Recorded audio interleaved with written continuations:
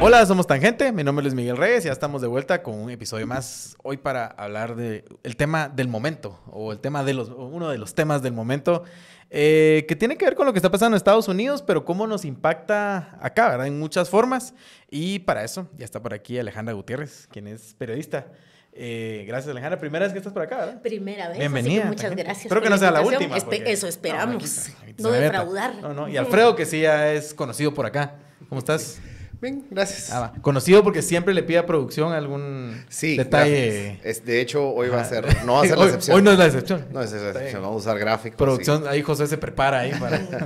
No, pero gracias por venir a ambos y gracias por venir a hablar de este tema que creo que no se ha hablado suficiente, ¿verdad? Digamos, ustedes en la Agencia Cote han hecho un trabajo de fact-checking principalmente, y vos también, de hecho, a ambos les digo porque ambos han escrito algo sobre el tema, ¿verdad? Han hecho trabajo sobre el tema, pero creo que falta hablarlo más, ¿verdad? Y hablarlo, hoy hablábamos con Alfredo, hablarlo más con datos, ¿verdad? O sea, decir realmente cuál es el problema. Y estoy hablando del problema de USAID, porque no he dicho el tema del tema de USAID, ¿verdad? Y es básicamente...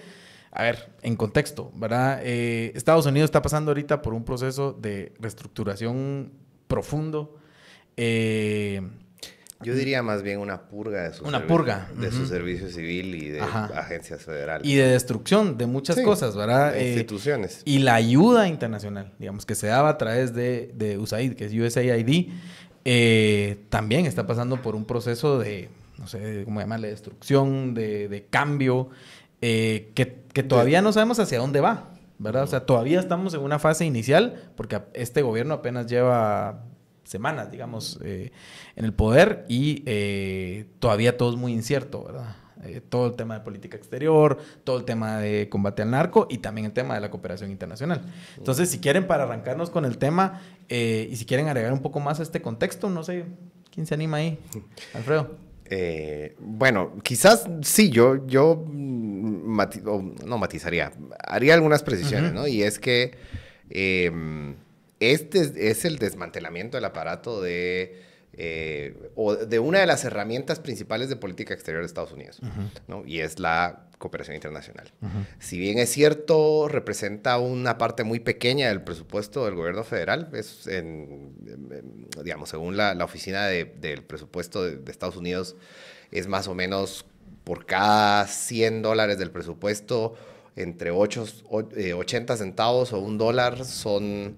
es dinero que iba a cooperación internacional, entonces realmente era un porcentaje muy pequeño, pero por el otro lado, pero en contraste es una de las herramientas principales de política exterior de Estados Unidos, y ya podemos hablar un poco cuáles son los objetivos de la política exterior y qué sé yo, pero en este ambiente y clima de incertidumbre, pues entonces... queda muy en el aire cuáles van a ser las prioridades de política exterior de esta nueva administración de Estados Unidos, teniendo en cuenta que está prescindiendo voluntariamente de una de sus herramientas principales de política exterior. Creo que eso trae mucha incertidumbre. No sabemos en este contexto Guatemala qué tan prioritario o qué tan no prioritario va a ser en este desmantelamiento tan caótico de la administración pública en Estados Unidos. Sí, eso. Y ya que Alfredo lo trajo a la mesa, digamos, hablamos un poco de los objetivos de la cooperación, de la ayuda, digamos. Ha sido el brazo de lo que le llaman el soft power, ¿verdad? De Estados Unidos por años, o sea, se ha utilizado para muchas cosas en diferentes contextos y obviamente sus objetivos y a quién se la dan, a dónde va dirigida, ha cambiado a lo largo de los años según cambia el contexto sociopolítico, ¿verdad? Pero para hablar un poco digamos, en los años, ¿cómo ha cambiado la ayuda y cómo la vemos, ¿verdad? Porque es polémico siempre. Yo creo que el tema, lo que tú hablas de incertidumbre, también se debe a esa velocidad, o sea, ese golpe de efecto de un día para otro, quitar los carteles del USAID y etcétera, y entonces generar también esos discursos que desde la misma Casa Blanca hubo información falsa, que luego la misma prensa se encargó de de corroborar y decir asuntos de ayuda internacional que eran mentira. Otro, digamos, de ese tema que lo hace como más complejo es que se cerraron la posibilidad de transparencia. Entonces ya no puedes ver, antes tú te metías a las páginas de USAID y podías ver todas las décadas de ayuda, a quién se lo dieron por mapas, o sea, era un trabajo cuidadísimo y digamos ahí es el mea culpa de decir no nos bajamos toda esa información, pero el hecho de que se hayan cargado toda posibilidad de que la misma ciudadanía estadounidense, no digo la del resto del mundo, pueda verificar, revisar para qué iban sus impuestos, se ha cancelado ahí en este momento. Entonces justo digamos que es uno de los asuntos que más incertidumbre trae. No, y agregándote algo lo que decías, y es una contradicción bien grande porque ellos dicen por años, a ver, ellos, creo que una de las voces más fuertes en contra de esto es Elon Musk, ¿verdad? Sí. Pero él dice, por años se han dado millones de dólares, que eso es cierto, en ayuda, de forma no transparente o poco transparente, se ha utilizado poco transparente, pero de hecho lo que nos estás diciendo, Alejandra, es que era muy transparente. Yo digo, sí, o sea, digamos como la ley de información pública de Estados Unidos sí les obliga, ¿verdad?, a tener como esta información de oficio. Podías ver cifras, quiénes recibían, las organizaciones que luego redireccionan fondos, digamos, que son como las gestoras de estos grandes fondos. Entonces tú podías ver eso. Y en el caso de Guatemala, mucho, que es algo de lo que no se ha hablado, por ejemplo, venía para inversión para asuntos empresariales, para potenciar emprendedurismo, el tema de estudios. Ahora yo no me atrevo a dar cifras porque lamentablemente no podemos decir esto se fue para tal universidad, esta se fue para tal otra, pero sí que había, digamos, que una diversidad de fondos para variado, ¿eh?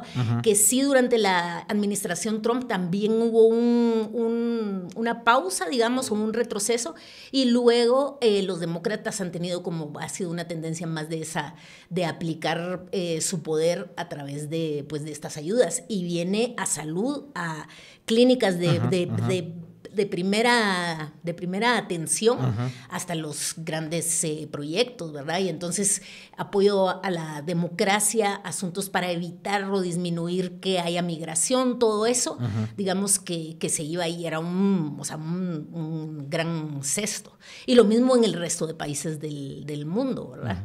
De hecho, allí quisiera agregar un poco un poco de estos datos sobre la transparencia, porque si había una agencia federal que estaba bajo escrutinio constante, era USAID. Digamos que por años efectivamente han habido cargos, algunos no muy alejados de la verdad, sobre quizás que los costos administrativos eran muy altos, que las agencias implementadoras cobraban mucho por administrar los fondos de USAID. Pero bueno, eso es algo que sí se ha levantado en el pasado con algún mérito técnico, podríamos decir. Pero bueno, aquí solo para que se hagan la idea, ¿no? Desde el 2018 hasta el 2024, de octubre a septiembre de 2024, USAID recibió más de 3,000 auditorías en las que se examinó más o menos la ejecución de 216 miles de millones de dólares. Y es decir, casi el 95% de los fondos ejecutados por USAID. Y el 0.3% fue marcado para más investigación. Pero digamos que, frente a la hipérbole de USAID es una máquina de fraude y qué sé yo, los datos nos sugieren que, pues no. ¿Por qué? Por el escrutinio que recibía esta agencia, porque bueno, es dinero de los impuestos de la ciudadanía estadounidense, y pues obviamente, más allá de los objetivos de política exterior y qué sé yo, ciertamente el escrutinio era doble porque no iba para el pueblo de los Estados Unidos. Ya después ahorita vamos a hablar un poquito de cómo USAID también era una herramienta para subsidiar agricultores en Estados Unidos, porque mucha de los productos agrícolas que distribuía USAID en zonas donde hay necesidad, ¿no? De hay hambrunas y qué sé yo, eran de agricultores estadounidenses. Claro. Digamos, los votantes de Trump, de Kentucky, de Iowa, ahora resulta que se quedaron sin uno de sus principales compradores. Pero bueno, después podemos hablar del costo que le va a representar eso a la economía de Estados Unidos. Y por otro lado, en cuanto a los porcentajes en concreto de a qué iba en Guatemala la cooperación, efectivamente, ya no tenemos el portal de USAID, se perdió un montón de información. Entonces uno toca hacer como arqueología, ¿verdad? Y del año fiscal del 2023 para USAID Guatemala tuvo asignados más o menos $178 millones, que eso posiblemente, no se lo sabemos porque el portal ya no sirve, era más o menos similar en el 2024. Pero del año fiscal 2023... el 65% de los aportes de USAID iban a temas de desarrollo económico, salud, educación y asistencia humanitaria. Es decir, estos supuestos aportes ideológicos o que supuestamente representaban menos del 20% de los aportes de USAID, es decir, el menos del 20% iba a cuestiones relativas a derechos humanos, democracia y gobernanza, que de nuevo, ahí tenemos... Podemos entrar a revisar. Exacto, podemos entrar a revisar. Y aquí quizás voy a citarlos, de hecho, escribí una columna donde los cité a ustedes, Agencia Ocote. Sí, además, sí, aquí estamos todos. Excelente. Porque es que de verdad no deberíamos perder tanto tiempo con estos bulos, ¿no? El proyecto que estaba ejecutando la asociación Lambda. Tal vez vamos un poquito atrás con el tema, porque, digamos, la vocera de la Casa Blanca sale, digamos, le dice a la prensa internacional que habían $2 millones asignados a Guatemala para operaciones de cambio de sexo. Así lo dijo ella, digamos, son sus palabras textuales, y Alfredo se dio a la tarea, usando información de Agencia Ocote, de hacer una columna sobre el tema, pero ahí ya, digamos, que tenemos ese contexto. Recuerden que si su perro, su amigo canino, sufre de problemas del corazón, hay 2 medicinas que recomendamos aquí en Tangente. Ambas son de la marca Bauer y es Pragma y Pigmevodan. Las pueden encontrar en las veterinarias. Antes de darle cualquier medicina a su perro, recuerden que tienen que consultar con su veterinario para poder estar seguros de que es lo adecuado para darle tratamiento y cuidar, pues por supuesto, su corazón. Así que si quieren alargar la vida de su compañero de vida, pues es bueno que pregunten por Pragma y Pigmevodan de Bauer. O más bien, yo creo, o sea, quien hizo el trabajo de verdad fue Agencia. No, pero así como, tú lo sintetizaste o lo analizaste, pero básicamente esta es una nota de verificación del discurso de ella. Y es que es un dato equivocado. Y Asociación Lambda, que trabaja con población LGTBIQ+, aquí en Guatemala, que tiene un recorrido largo en proteger a personas que están altamente vulnerables, hay que decirlo.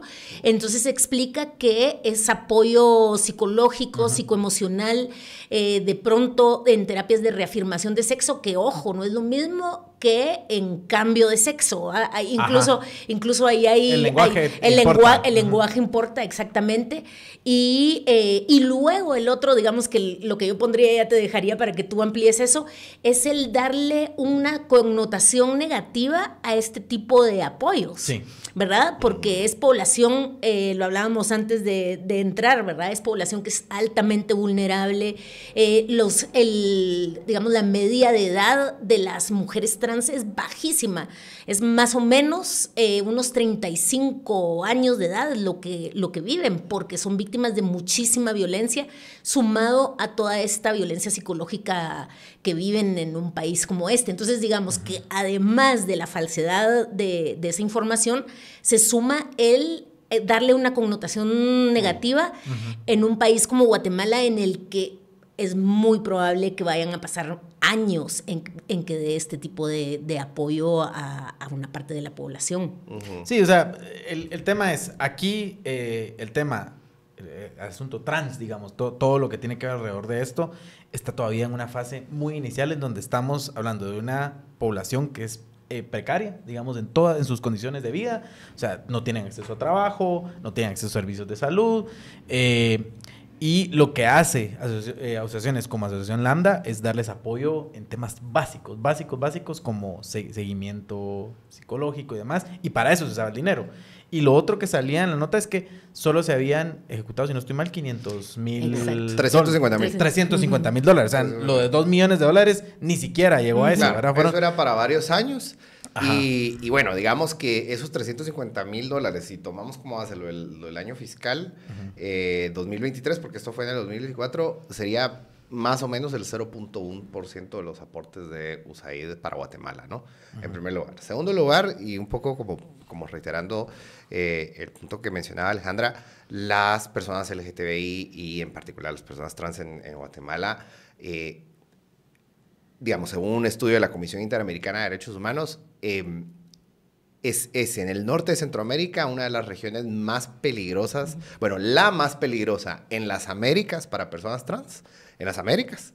No hay otro lugar más peligroso para ser trans en el mundo, en las Américas, que Guatemala, Honduras y El Salvador.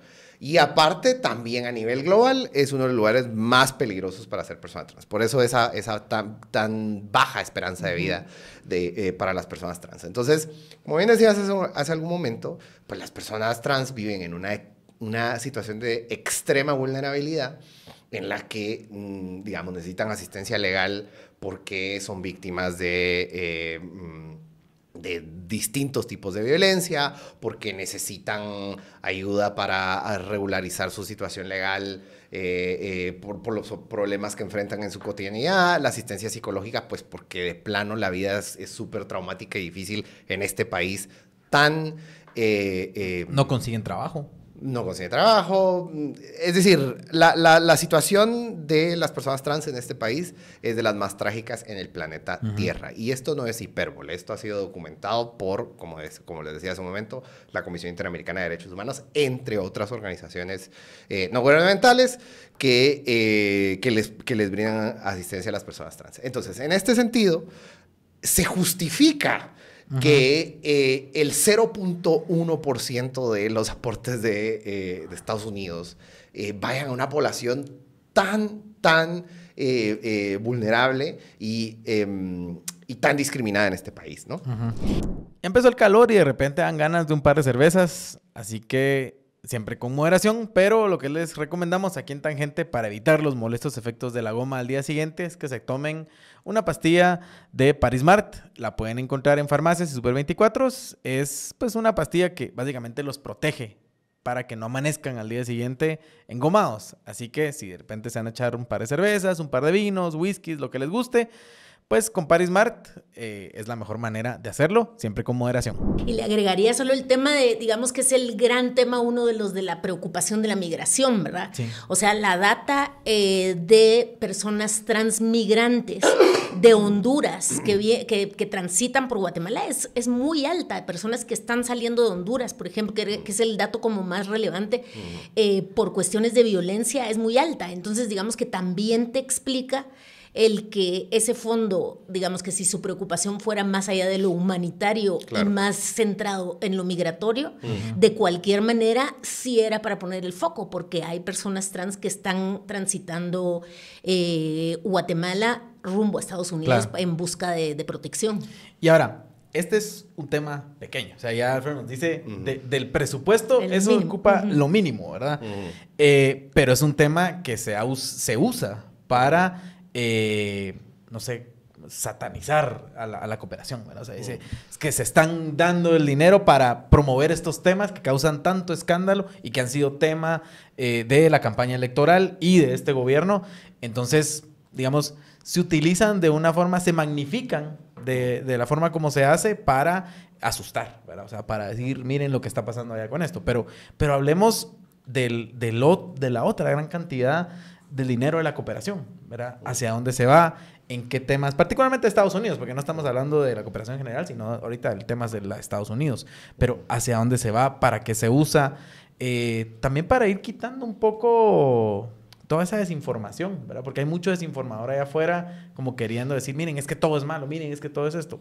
Igual, yo diría, tal vez la postura es, si Estados Unidos quiere o no dar ese dinero, pues es su prerrogativa, ¿verdad? O sea, sí, digamos, ellos... Cada país es soberano y dirá, bueno, ya no queremos dar ayuda, ya no van a dar ayuda.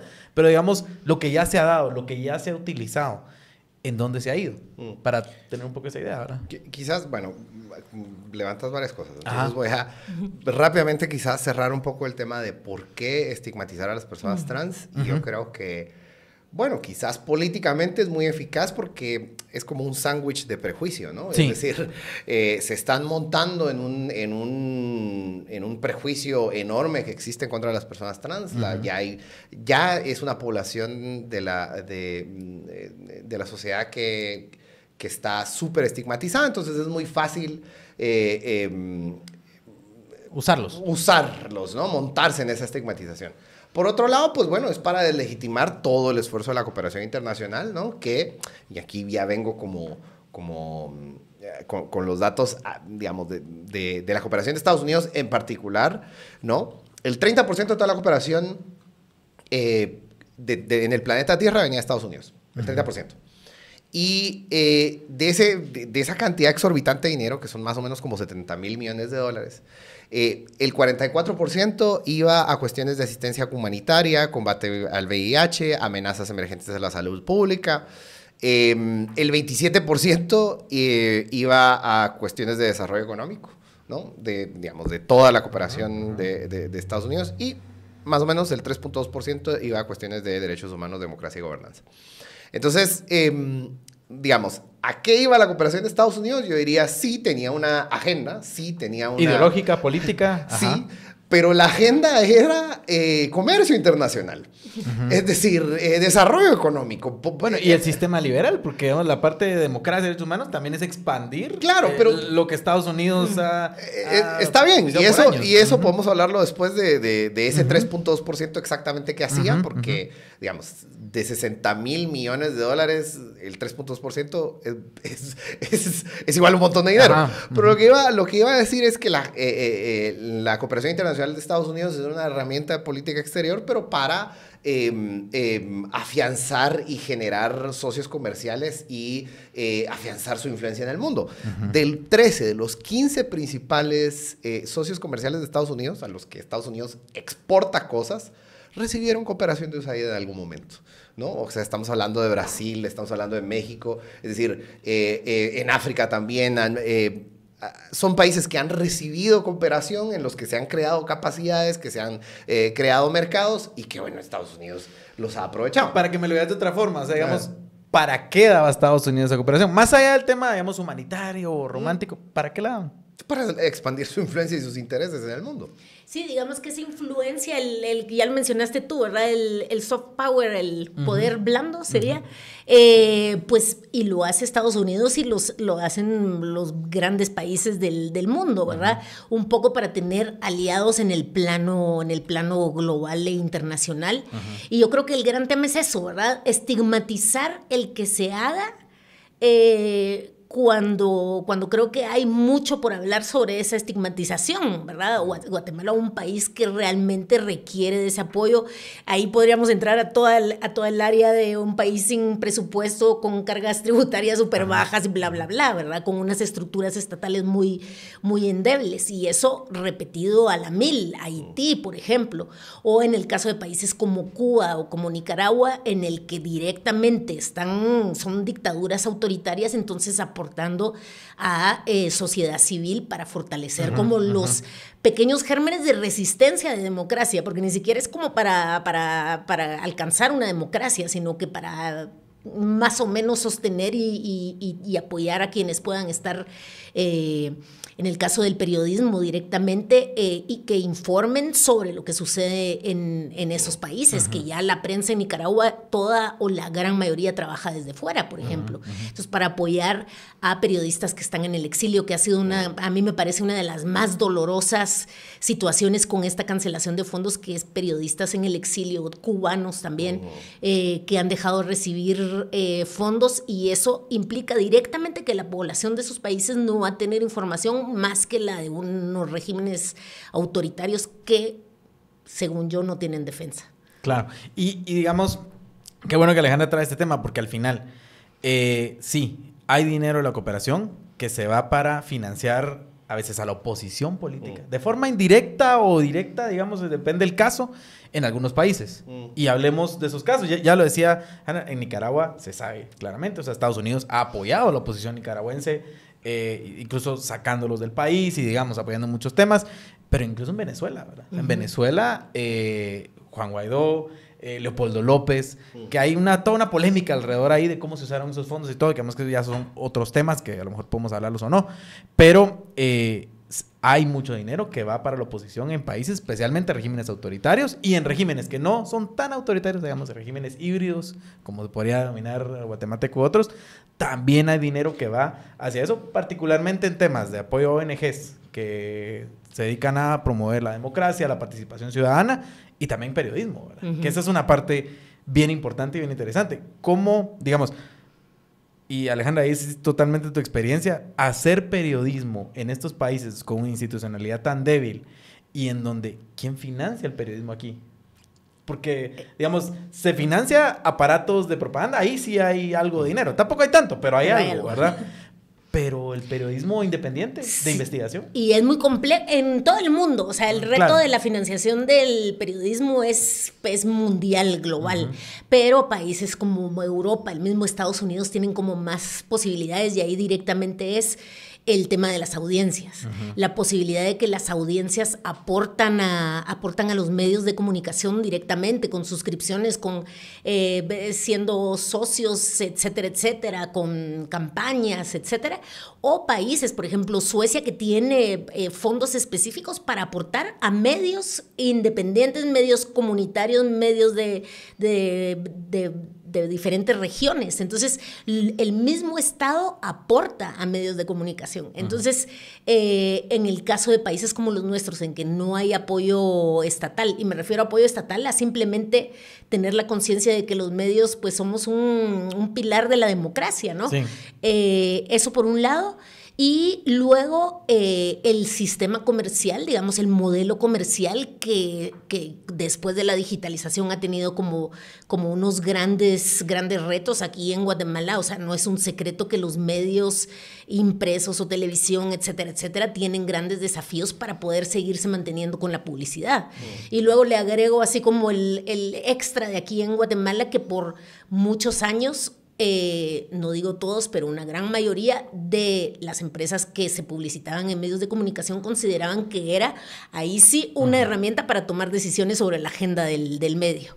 Entonces es muy complicado que medios que tengan mayores niveles de independencia, yo no les llamo medios independientes, claro, porque tienen mayores, o tenemos, yo hablo por Ocote, mayores niveles de independencia en el sentido de que no hay algún gran poder que nos dicta esa agenda. Pero eso te hace, digamos, tener como los desafíos de sostenibilidad, y una de las rutas y que compartimos con decenas de medios del mundo y de Latinoamérica, con cantidad de medios que son medios de referencia, es el aporte de ayuda internacional. O sea, claro, no es un secreto para nada. Y no es ninguna vergüenza. O sea, digamos que lo que yo siempre defiendo es también el hecho de que haya transparencia, transparencia con nuestras audiencias, de decir, estas son las organizaciones, las fundaciones, etcétera, que nos dan, o este es nuestro modelo de sostenibilidad y este es el abanico de asuntos que hacemos para poder sostenernos.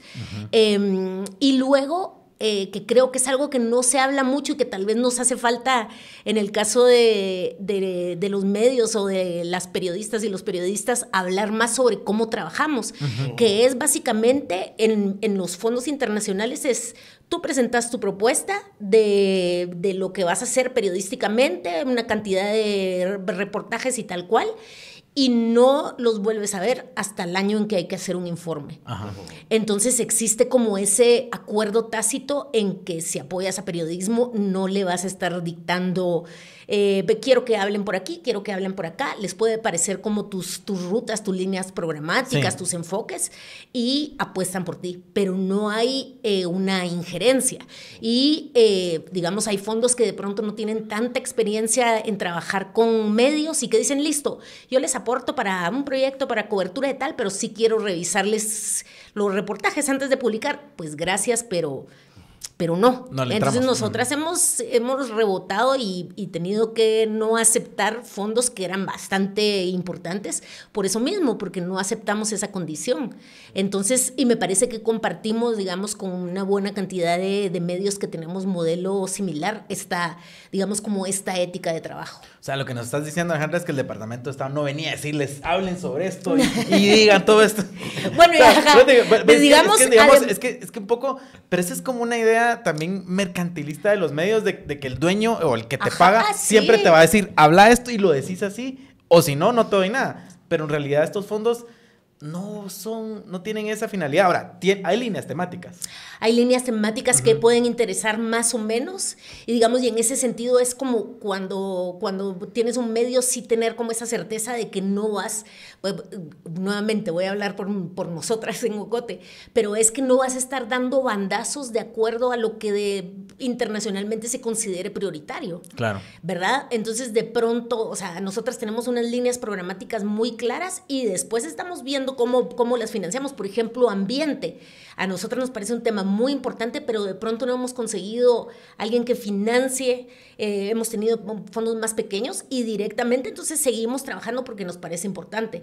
El fact-checking y verificación por años hicimos y íbamos así como haciendo guardaditos de otros ingresos porque nos parecía interesante. Claro. Otro tema es sí que de pronto les interesan los pandas en extinción y entonces te dedicas a escribir sobre pandas en extinción. Y conseguís fondos. Y conseguís fondos, aunque para el país no consideres que sea un asunto relevante, que puede pasar. Eso no digo que no pueda pasar, que van así como la cacería de fondos de las temáticas que sea, porque sí hay como olas de determinados intereses. Pero hay asuntos que son básicos, o sea, de derechos humanos, de los derechos justos, los que en el discurso de Trump y Musk, que ya no sabemos cuándo dice quién qué, pero son los relacionados con mujeres, con diversidad, con racismo, o sea, temas que son que tienen, digamos que desde el periodismo tenemos que cubrir y lleva décadas y llevará décadas seguirlo contando y entonces de pronto esto ya no nos va a interesar, ¿cómo? ¿Verdad? Pero digamos ya como cada medio lo cubra, depende de cada quien. Exactamente. Depende del enfoque del medio, depende de las personas que trabajan en el medio. Y no que te dicten. Y otra de esas, porque todo también es un asunto de narrativa, ¿verdad? Ahorita está instaurado y esto es el mal y casi que como que si te patrocinara, mejor no digo nombre, pero que te patrocinara el crimen organizado.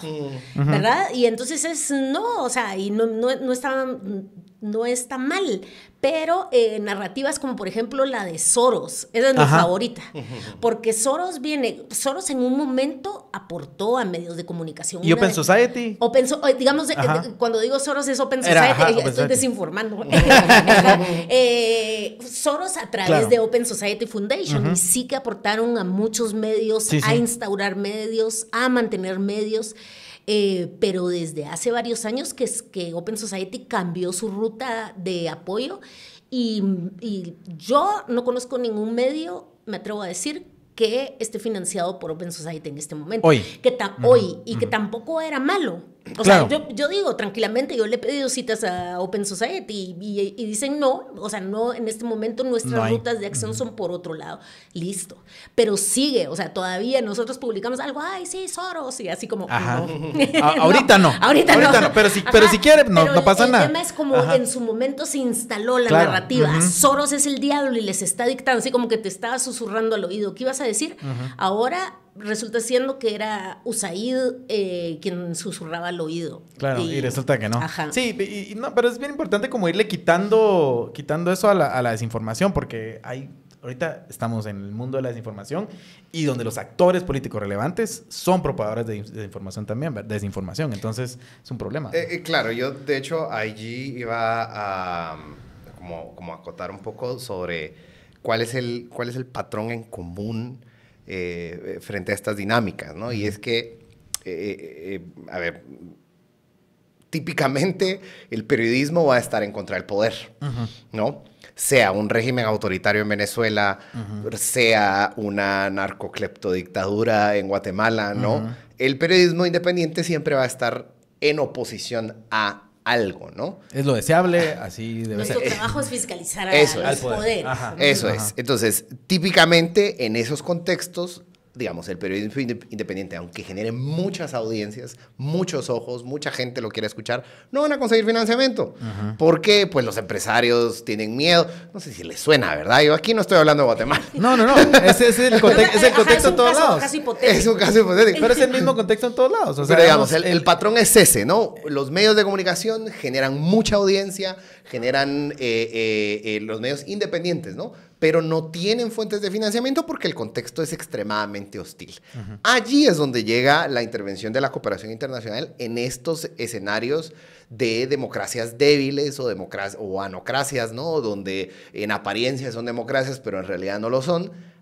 Allí, desproporcionadamente, si vemos los datos de hacia dónde se iba el dinero de la cooperación de Estados Unidos para apoyar a periodistas, era a regímenes híbridos, a democracias débiles. Allí es donde iba ese dinero, más o menos $268 millones a nivel global. Eso, si lo dividimos en todos los países, pues ya se hace como una telita, ¿no? Pero pues el perfil de medios que recibían este tipo de aportes, pues son medios que se están enfrentando al poder, que están fiscalizando al poder, y por eso genera esa percepción de USAID está financiando la oposición, ¿no? En Nicaragua, en Venezuela, o sea, digamos, la misma regla de 3 aplica también con sociedad civil, con las organizaciones de derechos humanos. Pues por supuesto que en Venezuela y en Nicaragua dicen que USAID es una herramienta de la CIA, ¿no? Por supuesto. Por supuesto que Bukele lo dice también, ¿verdad? Que está en contra de la cooperación, ¿verdad? Claro, pero en el caso de Bukele y en el caso de Guatemala, la cooperación es una herramienta de la izquierda internacional, come niños, abortista, en el caso de Venezuela es del imperio, es el imperio. Y de los fascistas y oligarcas que están en contra de la dictadura venezolana. Diferente, así como Scooby-Doo, diferente.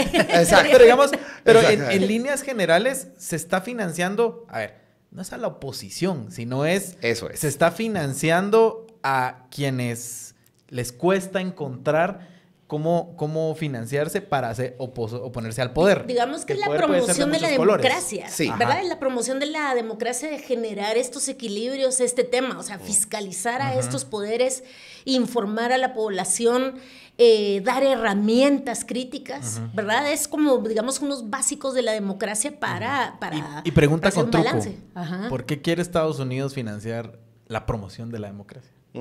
De hecho, bueno, no, claro, esto digamos, una de las cosas más curiosas que le pasó al Partido Republicano actualmente es que resulta ser que sus principales voces ahora están en contra del National Endowment for Democracy, ¿no? Y el National Endowment for Democracy fue creado en tiempos de Reagan como una herramienta, sí, de política exterior para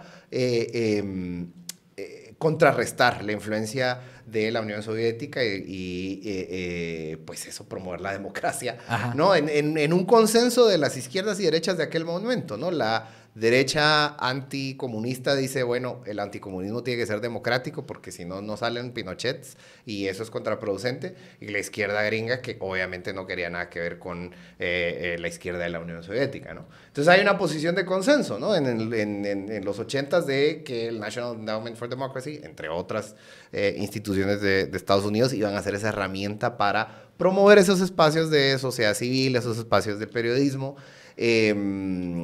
Digamos, ya en ese momento Estados Unidos ya había ganado la Guerra Fría, me parece, ¿no? Y ese fue el golpe final, o en el contexto del golpe final. Pero lo que quiero decir es, o sea, regresando a tu pregunta, pues sí, la promoción de la democracia ha sido una herramienta de política exterior de Estados Unidos para generar socios. Y entonces volvemos a lo que hablábamos hace No son amigos.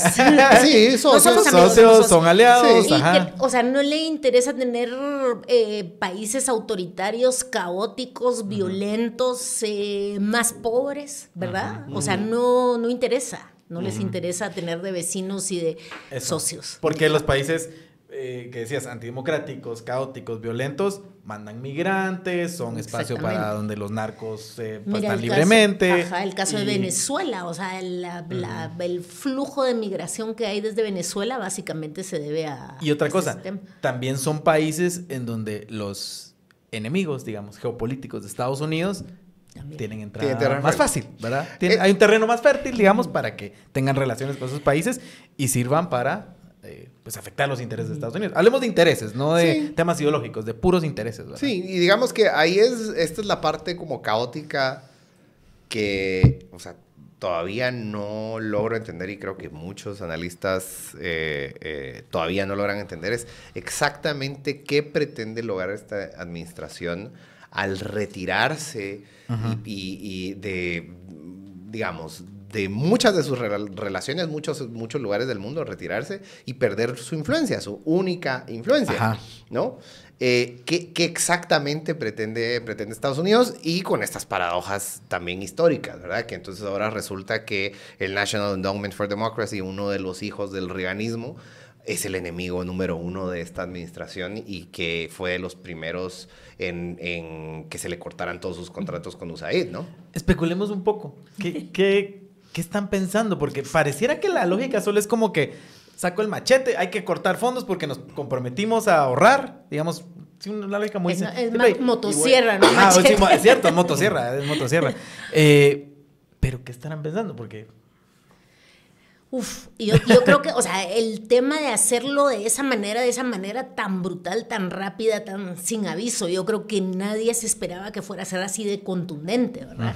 Y yo sí creo que está respondiendo como a los intereses más básicos del votante más, no quiero ser despectiva, pero más básico de Trump, ¿verdad? O sea, nos estamos gastando dinero y entonces recortaremos y yo no sé cómo, o sea, si tenemos una conversación así para que me vuelvas a invitar en 6 meses, yo no sé qué va a estar pasando, o sea, no tengo idea para dónde va, porque de pronto, o sea, su discurso, además de que tiene una falta de atención en cada uno de los temas, ¿verdad? O sea, nos tiene a todo mundo de un lado para otro de esas prioridades y de esos asuntos, digamos, como de parecer, digamos, apelar al nacionalismo más básico, que es todo va a ser para el pueblo norteamericano con esto, ¿verdad? No nos vamos a gastar más dinero en nadie más, el discurso antimigrante, etcétera, etcétera. Apelar a ese nacionalismo pero yo no sé a dónde va a llegar porque se está peleando también con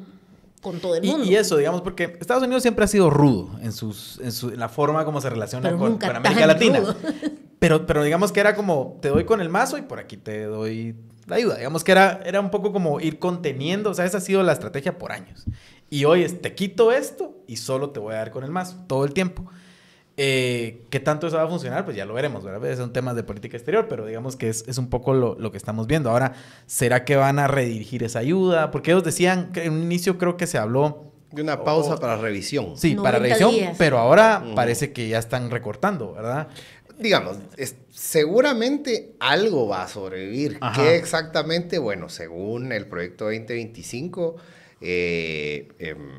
digamos, las líneas que se iban a privilegiar eran temas de comercio, ¿no? Y yo pensaría, por sentido común, que quizás sobrevivirán las cuestiones vinculadas a tráfico de personas y narcotráfico, por lo menos para seguridad. Que eso es apoyo a las fuerzas de seguridad de los países a las fiscalías y demás. Sí, ahora, digamos, empiezo a dudar, ¿no? De que eso vaya a sobrevivir, porque, de nuevo, no pareciera tener una lógica o una gran estrategia detrás de esto. Sí, se llega... Y un buen ejemplo de eso, el otro día en una reunión de gabinete estaban todos los secretarios de Estado y Elon Musk, ¿verdad? Y dice, y recortamos dinero que iba para combatir el ébola.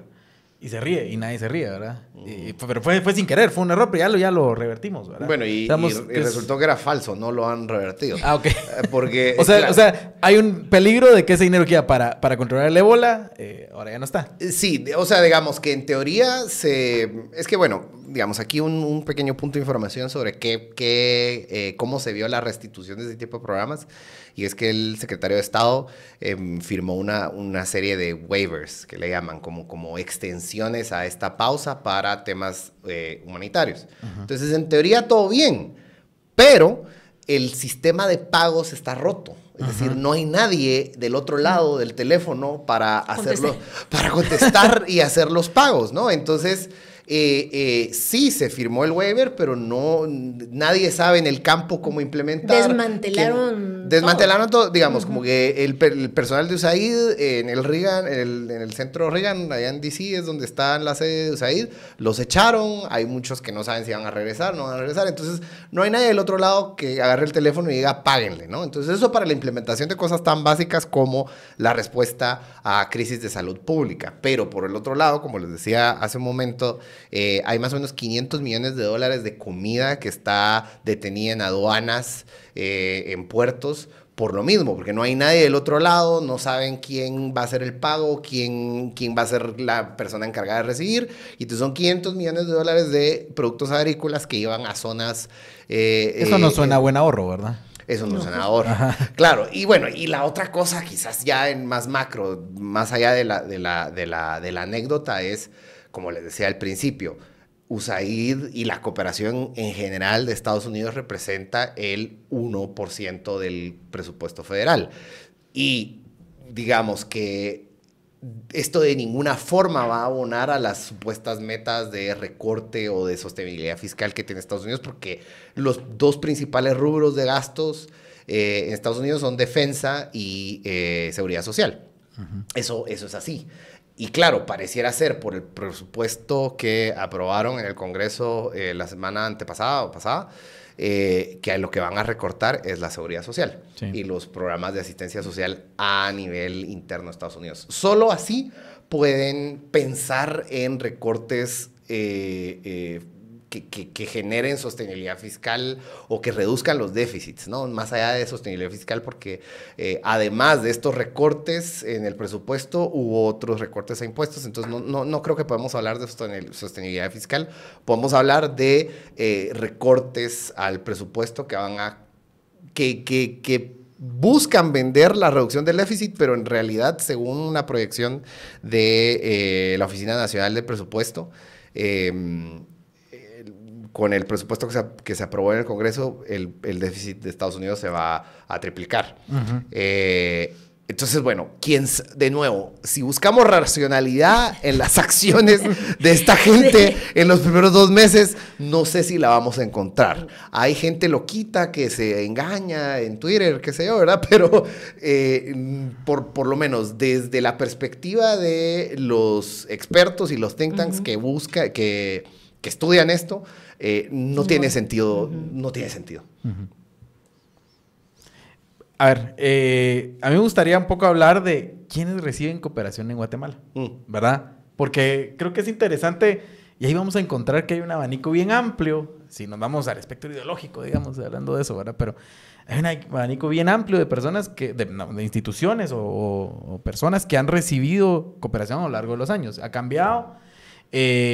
Tangente no recibe, por cierto. No tenga nada malo, pero solo para hacer ahí a ver, ¿qué recibimos de Tangente? Vivimos de los anuncios que hacemos, para hacer ahí el disclaimer. Y la otra es que sí, hemos hecho... por cierto, hablando de temas. Cuando fue el proceso electoral el año pasado, ONU Mujeres y la Unión Europea se acercaron con nosotros y nos dijeron, miren, queremos hacer un programa sobre participación de las mujeres en política. Eran 4 programas, si no estoy mal, o 5. Y los hicimos, ¿verdad? Pero nos dijeron participación de las mujeres. Ustedes elijan cómo lo hablan, ahí va. Y nos pagaron por eso. Y ahí está. Pero bueno, sabemos un poco para lo que decías, ¿verdad? ¿Cómo te dicen, verdad? Es como general, ¿verdad? Hablen de la participación de las mujeres en política. Y nosotros es un tema que nos interesa, sí está dentro de los temas que Tangente quiere abordar. Y sí, con mucho gusto hacemos el programa. Y si nos pagan por ello, mejor. ¿Verdad? Porque así se sostiene este humilde emprendimiento, ¿verdad? Exactamente. Entonces, pero un poco hablando de eso, pero hablemos de, a ver, ¿quiénes han recibido dinero aquí? ¿Hacia dónde se va ese dinero? Ya vimos, Lambda es una cosita. Pero digamos, es una organización pequeña. Pero yo diría que uno sí habla, o sea, que vale la pena mencionar Guatemala como ese país, que siempre también es la otra palabra, ¿verdad? Que tiene la connotación negativa que a veces podría ser la ONGización, ¿verdad? Sí. Que hay cientos y cientos de organizaciones no gubernamentales, algunas o una gran cantidad que sí es que están cumpliendo un rol que debería cumplir el Estado. Sí. que están dando educación, o sea, hay organizaciones pequeñitas de cooperativas en las comunidades más alejadas de lo que se les ocurra. Después de la firma de la paz surgieron como poporopos también las organizaciones, que luego se fue reduciendo esa cifra, pero hay una facción de organizaciones que es la que ya se ha señalado, es que también fueron creadas para hacer negocios con el Estado. Algunas, ¿verdad? Entonces ese sí es un punto así como de que se puede el clásico de los diputados con su organización no gubernamental para tener contrataciones, y eso también, digamos, que podemos entender por qué es muy fácil caer en ese discurso de sí, es que todo es así como oscuro y todos son unos corruptos y etcétera, porque sí tenemos una historia por ahí, pero luego todas esas organizaciones que trabajan con, digamos, de la cobertura que hacemos, cantidad de organizaciones que trabajan con mujeres en temas de educación, de salud, de derechos sexuales y reproductivos, que es otro de los grandes temas que siempre está como que es políticamente incorrecto, entonces el Estado prefiere no meterse o que no provee atención sexual y reproductiva para las mujeres en el área rural, y están las organizaciones trabajando con comadronas, por ejemplo. Entonces hay como mucho de ese apoyo que sí, que es haciéndole la tarea al Estado. Sí. ¿Verdad? Entonces yo diría que esa es una de esas grandes.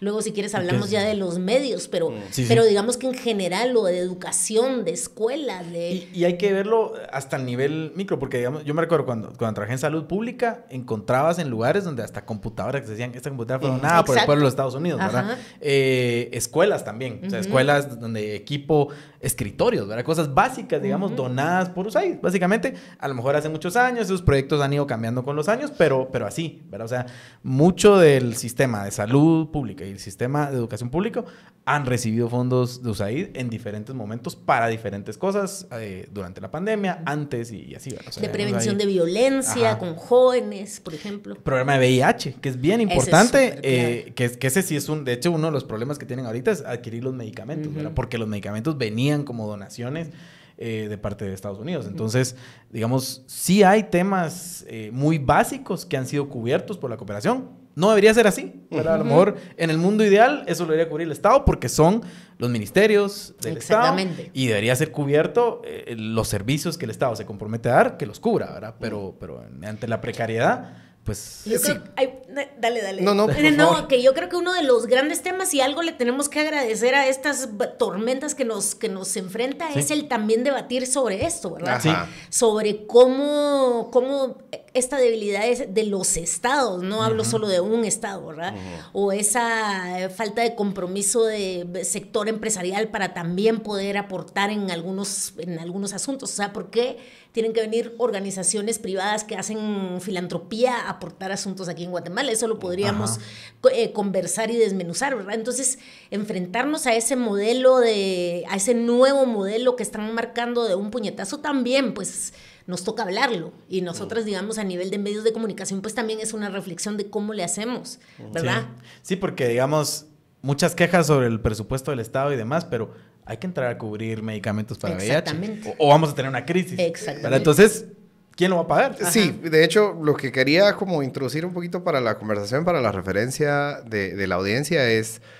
digamos, esos 170 y pico millones del ejercicio fiscal 2023 que vinieron de Estados Unidos, fueron 51 millones y medio de dólares que se implementaron en proyectos de desarrollo económico.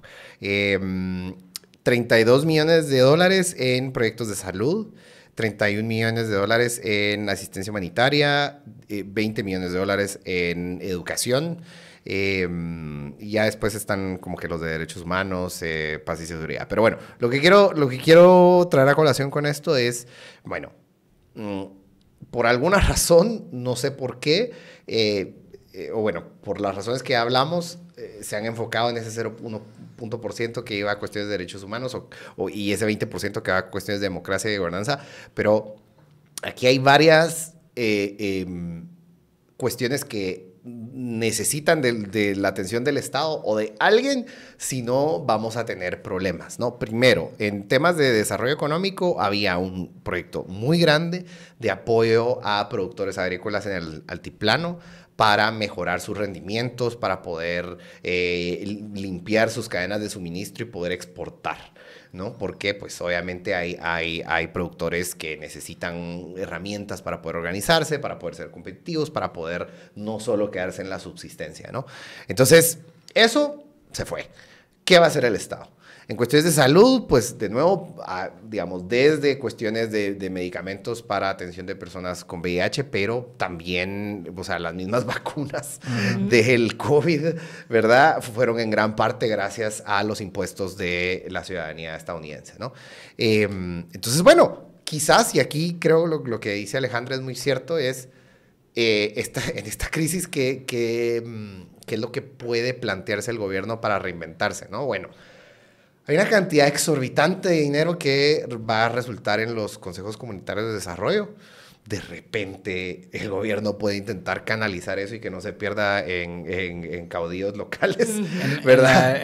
La constructora del primo de la Exactamente. del diputado, de no sé qué. Exactamente, digamos que hay una ampliación presupuestaria que obviamente el gobierno tiene sus prioridades programáticas, pero digamos que esos 12,000 millones que se dan a los COCODES, todavía tenemos dudas de cuáles van a ser los objetivos programáticos de la administración, de las gobernaciones, de las municipalidades, hacia dónde va. Pues bueno, quizás entonces el gobierno le va a tocar planificar para suplir este tipo de programas, para darle atención a esas poblaciones en situación de vulnerabilidad y que ojalá no se pierda, no sea un cheque en blanco para caudillos locales, ¿no? Y otro tema que no lo vamos a debatir ahorita porque no va a dar tiempo, pero que decía Alejandro, otro tema es porque siempre se ha hablado sobre qué tan efectiva es la cooperación, qué tan eficiente es esa inversión que se hace de la cooperación. Vos ya señalás al inicio que hay críticas sobre que mucho se va en el funcionamiento, en la burocracia, digamos, que se ha generado del mismo Estado, o sea, de las implementadoras que son estadounidenses, sí, y que mucho el personal es estadounidense y demás. Que se pierde dinero en eso y que la cooperación no cumple sus objetivos. O sea, hay una discusión seria alrededor de esto que no es de ahorita, ¿verdad? De hecho, se ha tenido por muchos años, pero no la vamos a agotar ahorita. Pero decíamos, pues sí, eso también se puede hablar y ojalá el interés fuera arreglar eso, ¿verdad? Ojalá el interés fuera realmente hacer más eficiente la cooperación. Porque, ojo, la cooperación va hacia temas que interesan a Estados Unidos, a nivel ideológico, a nivel de ideas, digamos, de promover la idea de la democracia, de evitar que sus enemigos geopolíticos entren a su área de influencia, o sea, digamos, ese tipo de cosas están, pero también hay cosas muy prácticas como, por ejemplo, detener la migración, o al menos hacerla más lenta, ¿verdad? O sea, que haya aquí oportunidades. De hecho, hay un proyecto bien grande que estaba siendo ejecutado por Fundesa y por Agexport, que eran $70 millones, si no estoy mal, que tenía eso, era el proyecto, no recuerdo bien el nombre, pero era como promover oportunidades económicas, ¿verdad? Algo así. Y el proyecto, digamos, son proyectos que se hacen para que la migración, digamos, para generar oportunidades laborales aquí, que la gente no se tenga que ir, ¿verdad? O sea, digamos, hay toda esa idea también de que si estos países se desarrollan, pues no estamos mandando tanto migrante, ¿verdad? Hay otro montón de cosas, y tiene que ver con democracia, tiene que ver con estabilidad política, tiene que ver con que haya gobernabilidad en los países, pero sin todo eso, ya para ir cerrando el programa, ¿qué va a ser de estos países sin la cooperación? Porque al final sí había una dependencia, que no siempre era sana, ¿verdad? Pero había una dependencia. Uf. La voy a dejar ahí porque... Y digamos que también interesante, que también da para otro, que es, no solo hablamos de Estados Unidos, ¿verdad? Sino que es toda la cooperación internacional y cómo va a empezar a moverse. Sí. También, digamos, de Europa, que algunos de los países van tirando hacia la derecha y que probablemente empiecen a hacer recortes también en ese sentido, como que esa será la ruta y entonces empiece a cambiar esa política de cooperación internacional. Ese es un tema, ¿verdad? Y entonces cómo los países más vulnerables, más pobres, más desiguales, cómo van a ser afectados. Sí. Ese es un gran tema que yo creo que sí es pues de los estados y de la población. los mismos fondos, digamos, fondos privados, que no los vamos a comparar con los fondos estatales, pero fondos privados que también hay un flujo interesante, no tengo cifra, tal vez tú tienes ahí una cifra, pero que también empiecen a reencauzarse hacia otras rutas, ¿verdad? O que sean más precavidos por toda esta inestabilidad global y entonces decidan guardarlos, y entonces cantidad de organizaciones, de medios de comunicación, entonces nos enfrentamos a retos bien complejos para sostenernos. Yo me refiero al caso de los medios, digamos, que es bien complejo lograr una sostenibilidad a partir de tus propias audiencias, digamos que las audiencias sean como en otros países que hay medios que se sostienen a partir de la audiencia o de publicidad. Pero son mercados grandes. Son mercados súper grandes y son poblaciones con una clase media mucho más amplia que la de Guatemala. Entonces aquí no vas a esperar que 100,000 personas en Guatemala decidan aportar a un medio de comunicación porque creen la información y creen la democracia, si su preocupación es que no le alcanza para el pasaje y para llegar a fin de mes. Entonces es comprensible. En otros países, pues, digamos que ya lo tienen esa clase media que aporta directamente porque conoce la importancia del trabajo periodístico. Ni los medios más grandes en sus mejores momentos se sostenían de la venta de suscripciones. No era ese el sostén. Me parece que me atrevo a decir que el más sostenible en ese sentido es nuestro diario, con la venta de papel, que es que me parece bien interesante en ese sentido porque lograron una cobertura de distribución muy grande y la misma población busca el impreso de nuestro diario. Entonces se vio hoy al director de nuestro diario hablar sobre esto, que era de sus mismos lectores. Entonces eso es bien interesante, pero luego de pronto tal vez un nivel más alto la revista Crónica en su momento, y luego la mayoría es la publicidad o otros modelos, digamos los modelos que tenemos como de fondos internacionales, o los que tienen de estos fondos que son más patrocinios y que no hay como mucha claridad sobre ellos. Y hay que decir algo, la publicidad es... así como ha sido la herramienta para que estos medios se sostengan, también ha sido el arma que han utilizado los diferentes poderes. La Crónica la cerraron porque la ahogaron, ¿verdad? O sea, y el gobierno de Álvaro Arzú hizo que le quitaran la publicidad y ahogaron la revista. Así pasó con el periódico y así, ha pasado con otros medios que sobreviven, pero los han ahogado financieramente porque presionan a los anunciantes para que no los quiten, o los anunciantes se organizan para quitar el Yo creo que así como un parteaguas fue 2015, en el que yo he oído cantidad de historias de primera mano en la que era anunciantes diciendo, si estas personas, o si usted habla de CICIG, chau la publicidad. Si usted habla de tal caso, chau la publicidad. Y algunos dieron su brazo a torcer y otros, las mismas personas que trabajaron en los medios, tenían que salir para que hubiera alguien que se adaptara más a esa presión.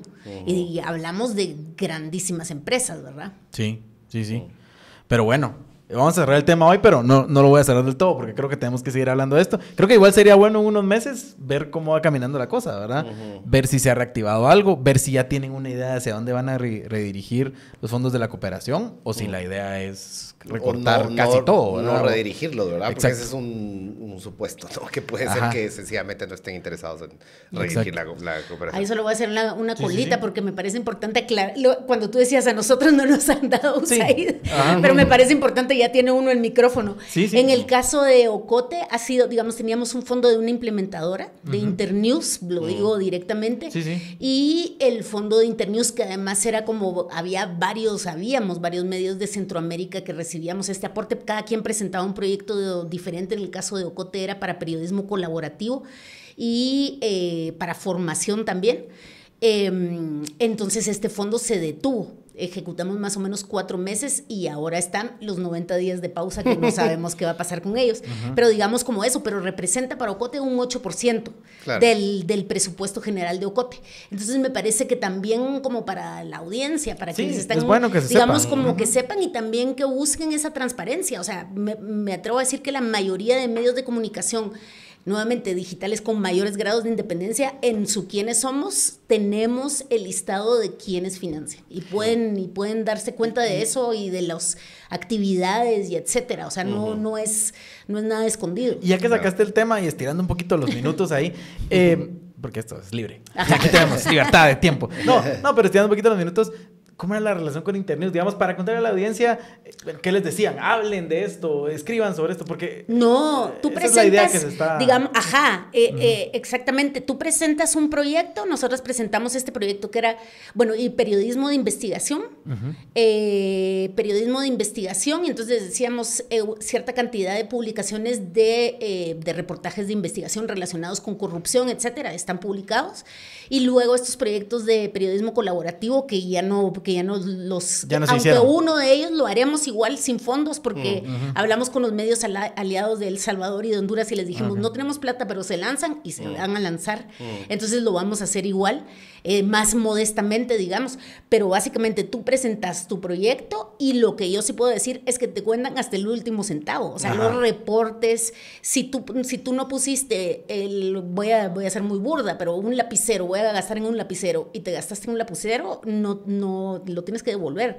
Entonces es como súper riguroso un fondo que tienes que estar reportando, que no todos son así, algunos son como más flexibles con los fondos y puedes, digamos, mover presupuestariamente de acuerdo a las necesidades que surgen. En el caso de este y de otro fondo anterior, me acordé de las elecciones que hicimos también la Liga Linterna con otro intermediario que es IWPR, que también fue en 5 medios trabajando para combatir la desinformación, y lo mismo, tienes que presentar así tus estados financieros y auditorías y todo. Entonces es eso, y el informe nada más con datos, o sea, pero jamás recibir una llamada o una corrección o nada. O sea, eso sí doy mi palabra.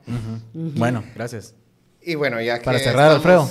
Ya que estamos cerrando. Estamos cerrando y extendiendo. Solo quería retomar una pregunta Dale. que hiciste, porque, o sea, de nuevo, ¿verdad?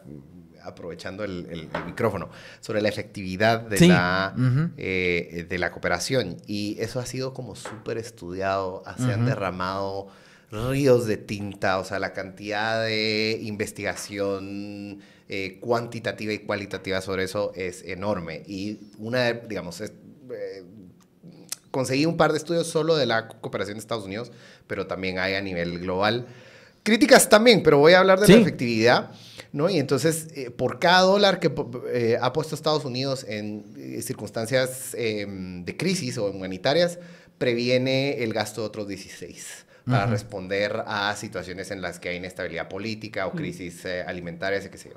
Y por otro lado, regresando a lo que estábamos hablando de la creación de socios, ¿no? Por cada dólar que ha puesto Estados Unidos, ha generado $216 en comercio internacional, ¿no? Digamos, entonces esto lo que quiere decir es que sí hay muchas críticas que se pueden hacer sobre la cooperación, sobre cómo a veces no se alinea las prioridades de temáticas de la cooperación versus las necesidades en el campo, y sobre eso también hay mucho escrito. Pero digamos, en términos generales, la cooperación internacional ha sido una herramienta para levantar a la gente de la pobreza, para fortalecer democracias, para generar espacios de disenso cívico. Entonces, a la audiencia que no le cuenten, ¿verdad? No se queden con el tweet de algún tontito que da clases en alguna universidad chafa, ¿verdad? Obviamente hay evidencia que sostiene, pues, que la cooperación es efectiva, ¿no? Bueno, gracias, Alfredo, por eso. Hombre, les agradezco de Muchas verdad por eso gracias. estuvo bien amena la plática, y qué alegre que podemos hablar de estos temas, porque creo que sirve, ¿verdad? Para informarnos a la audiencia en general, porque a veces se quedan con la desinformación, ¿verdad? Y es bueno tener información clara. Y ahí yo, abusando de ustedes, ahí están ustedes en sus espacios, diferentes espacios, aclarando todo esto, y ahí de repente van poniendo ahí en Twitter sus links y todo para que podamos ir viendo cosas que han hecho. Cosas que han hecho para tener claros los hechos y saber. Y las cosas son en tonalidades de grises, ¿verdad? O sea, habrá casos de cooperación que salió mal y casos de cooperación que salió muy bien. O sea, hay de todo, ¿verdad?